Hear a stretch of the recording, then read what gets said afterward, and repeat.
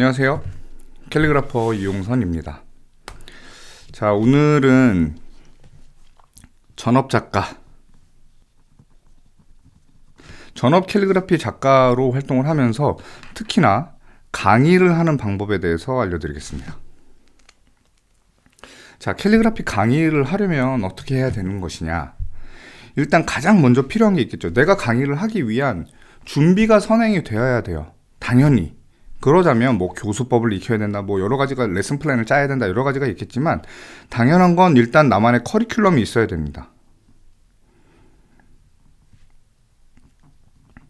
이게 중요한 게 뭐냐면 다른 작가님들의 커리큘럼을 요즘엔 알기가 너무 쉬워졌어요. 뭐 문화센터라든가 뭐 기관에 캘리그라피 수업이 열려있는 공간에 홈페이지만 들어가 봐도 1주차에 뭐 2주차에 뭐 막 이렇게 자세하게 나와 있기 때문에 커리큘럼을 알기는 쉬워졌지만 어떻게 보면 커리큘럼 자체는 그 작가님이 전달하고 가르치고자 하는 내용들이 집약되어 있는 곳이기 때문에 커리큘럼을 본다고 해서 그걸 나만의 방식으로 제대로 강의를 하기가 쉽지가 않아요. 그래서 이거는 될 수 있으면 꼭 만드세요.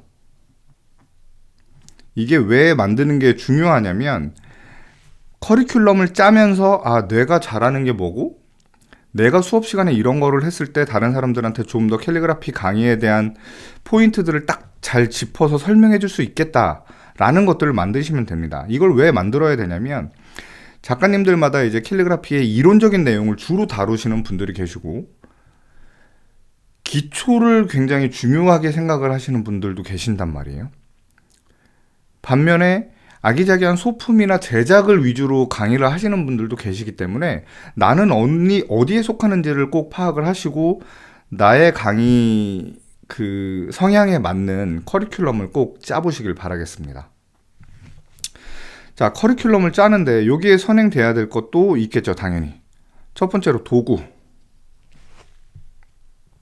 캘리그라피 강의를 함에 있어서 내가 붓으로 작업을 할 것인지, 강의를 할 것인지, 붓펜으로 강의를 할 것인지, 만년필이나 기타 D펜이나 여러 가지 펜으로 강의를 할 것인지, 또는 아이패드를 활용한 프로크리에이트로 진행을 하는 뭐 디지털 캘리그라피를 강의를 할 것인지, 도구의 설정이 굉장히 중요합니다.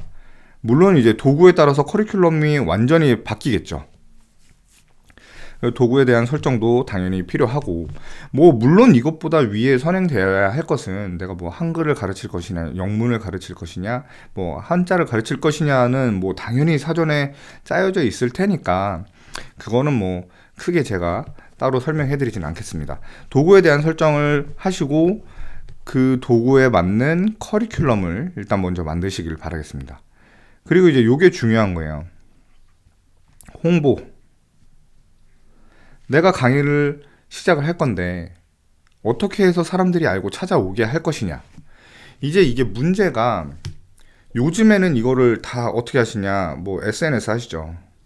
인스타그램, 뭐 블로그, 뭐 페이스북이라든가 뭐 요즘엔 유튜브를 통해서도 많이 홍보를 하시는데 요거는 여유가 있을 때예요.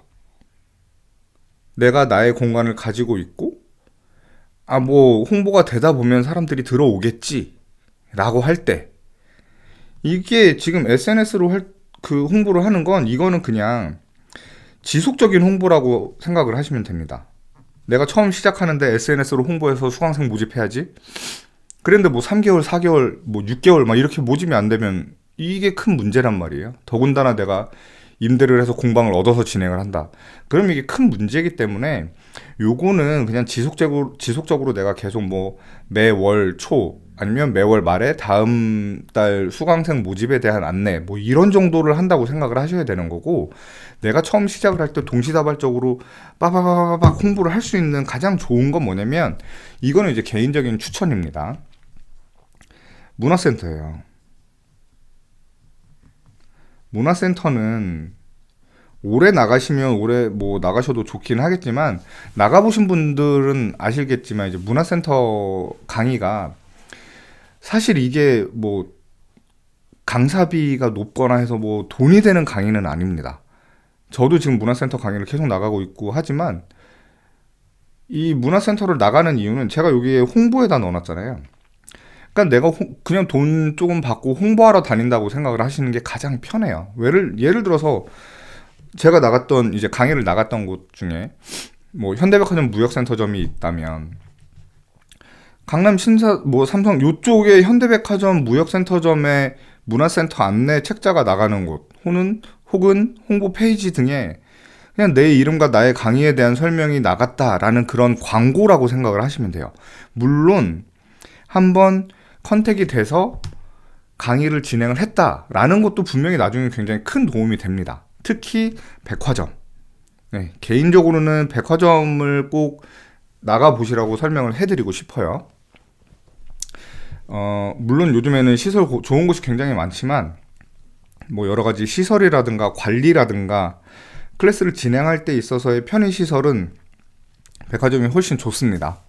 그래서 백화점에 꼭 한번 나가보셨으면 좋겠는데 요때 방법을 설명해 드릴게요. 제가 홍보를 왜 SNS랑 이걸 묶어서 이렇게 계속 설명을 해드리냐면 홍보의 SNS의 잘못된 점이 뭐냐면 자 수강생 모집합니다. 오세요 오세요 오세요 오세요 오세요 이렇게 한단 말이에요. 안 보면 못 오는 거잖아요. 그죠? 내 SNS 안 보고 내게 노출이 안 되면 모르는 거예요. 안 오는 거란 말이죠. 그렇다고 해서 내가 마냥 기다릴 것이냐? 그러면 안 된다는 거예요. 제 말은. 이제 전업 작가가 되려면 내가 나를 홍보해야 되는 거예요. 그래서 문화센터나 이런 데를 제가 설명을 해드리는 이유는 강사 지원을 하시라는 거예요. 강사 지원을 해서 거기서 뭐 예를 들어서 이제 뭐 프로필이나 이걸 보고 경력 사항을 보고 저희 그냥 바로 강의하시죠 하면 그게 가장 좋은 베스트겠지만 보통은 이제 지원을 해서 경력이 많지 않다거나 하면 뭐 면접을 보는 경우도 있습니다. 네, 그래서 뭐 면접을 보고 확정이 되면 계약을 하고 그리고 나서 출강을 하시게 되겠죠. 하지만 여기서 가장 중요한 건 뭐다? 지원을 해야 면접도 보고 계약도 하고 출강을 할 수가 있는 거예요. 지원을 안 하신단 말이에요. 대부분 이상하게 다 기다리세요. SNS랑 블로그 막 엄청 열심히 하시면서 누군가 내 걸 보고 연락을 하겠지라고 생각을 하시는데 절대 안 됩니다. 그거는 제가 앞에 SNS 설명해 드릴 때도 했지만 여유 있을 때 하는 거예요. 내가 강의를 하려면 찾아가야 되는 거기 때문에 지원을 하세요. 문화센터뿐만이 아니라 각 지역에 있는 도서관이라든가 뭐 각 지역의 문화예술 담당하는 곳 그런 곳에 이제 뭐 도청 시청 같은 데 알아보면 주민센터를 비롯해서 캘리그라피 강의를 필요로 하는 곳이 굉장히 많습니다. 모르니까 못 가시는 거예요. 방과후도 마찬가지예요. 방과후 뭐 대부분 뭐 연락이 와서 어디서 강의를 해달라고 그랬어요. 출강을 했어요. 라고 하시는데 방과후 수업도 교육청 홈페이지를 비롯해서 이제 방과후 관련된 홈페이지 같은 곳 찾아서 들어가 보시면 강사 모집 공고가 굉장히 많이 나와요. 그거 보고 지원을 하시는 게 가장 현명한 방법이에요. 내가 먼저 찾아서 하시는 게 가장 좋은 방법입니다. 그래서 홍보를 얘기를 하지만 홍보라고 하지만 사실은 이제 발로 뛰라는 얘기예요. 내 직접 지원을 해야 그 사람들이 이런 작가님도 계시는구나 라고 알게 되는 거예요. 이게 이제 중요하겠죠. 네.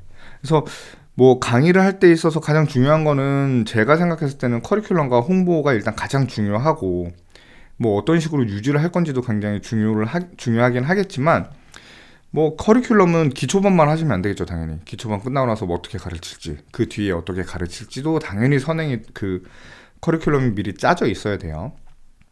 홍보는 내가 나를 홍보하기 위한 홍보와 내가 정말 일을 하기 위한 홍보로 나눠서 냉정하게 생각하고 지원을 하시라는 걸 제가 꼭 말씀드리고 싶습니다.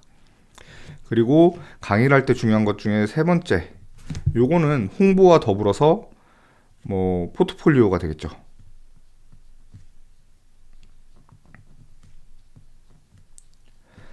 자, 포트폴리오 같은 경우에는 뭐 당연히 이제 기존에 작업한 게 어느 정도 있고 경력이 어느 정도 되셨기 때문에 전업 작가를 생각을 하시고 커리큘럼도 짜보시고 했을 거라고 생각을 해요. 포트폴리오는 굉장히 잘 짜두시는 게 좋습니다.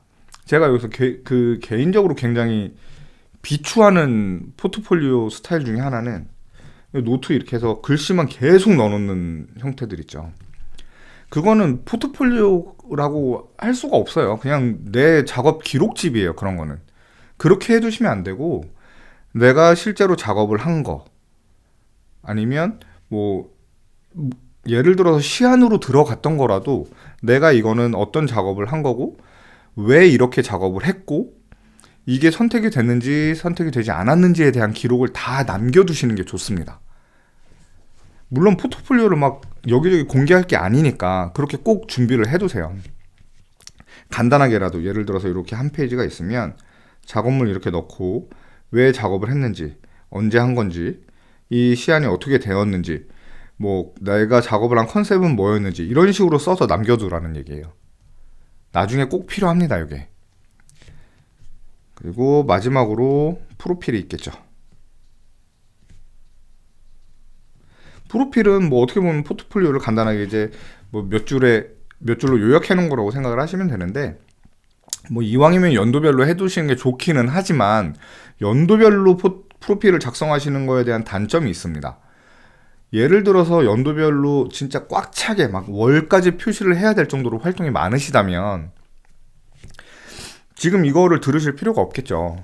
이제 막 시작하시는 분들이라면 연도를 넣고 월을 넣어서 이렇게 막 쫙 작업을 하시다 보면 몇 개 되지도 않을 뿐더러 중간에 뭐 예를 들어서 한 해가 건너 뛰어버린다거나 몇 월부터 몇 월까지는 작업이 없다거나 이러면 오히려 그건 마이너스란 얘기예요. 그래서 연도나 월 쓰지 마시고 무슨 작업 무슨 작업 무슨 작업 무슨 작업 했다. 그래서 작업한 거 쓰시면 좋고, 그리고 강의 나가신 곳이 있다면 강의 나간 거 적으시면 좋겠죠. 그리고 이외에 뭐 협회나 어디에 뭐 직책 맡고 계시는 게 있다면 그런 거 쓰시면 됩니다. 이거는 뭐 경력이라고 하면 되겠죠. 뭐 여기 강의도 경력으로 뭐 포함이 되긴 하겠지만 떨어뜨려서 쓰세요. 내가 한 게 많으면 많을수록 좋으니까. 아, 뭐 여기에 뭐 포함되는 거는 그것도 있겠네요. 수상. 네, 수상 경력 좋습니다. 뭐 자격증. 뭐 저를 아시는 분들은 아시겠지만 제가 뭐 자격증을 엄청 좋아하는 성향은 아니어서 있으시다면 자격증 적으세요. 그리고 이제 자격증 같은 경우에 제가 좋아하고 안 좋아하고를 떠나서 방과후라든가 도서관이라든가 이렇게 어떤 기관, 정부 산하기관에서 진행을 하는 수업을 나가고 싶다라고 하시면 자격증이 거의 필수예요. 네, 가지고 계셔야 됩니다. 그래서 만약에 내가 자격증을 커버할 수 있을 만한, 뭐 여기 전시도 있겠죠. 자격증이 없다라는 것을 커버할 수 있을 만한 엄청난 뭐 경력이나 전시라든가 이런 수상 경력이 없으시다면 자격증은 뭐 꼭 하나 정도는 가지고 계시는 걸 추천해 드립니다. 전업 작가를 생각하시는 분들이시라면 뭐 미리 다 따서 가지고 계실 거라고 생각을 해요. 그래서 이제 전업 작가를 시작을 하시면서 강의를 하시고자 하신다면 최소한, 지금 제가 보여드리는 건 최소한이에요. 최소한 요 정도는 준비를 하시고 작가로서 강의를 한번 기대해 보시는 것도 좋을 거라고 생각합니다. 자, 전업 작가로서의 활발한 활동을 하시기를 기대하고요. 그리고 뭐 짧은 내용이긴 했지만 뭐 도움이 되셨으면 좋겠습니다. 자, 지금까지 캘리그라퍼 이용선이었습니다. 감사합니다.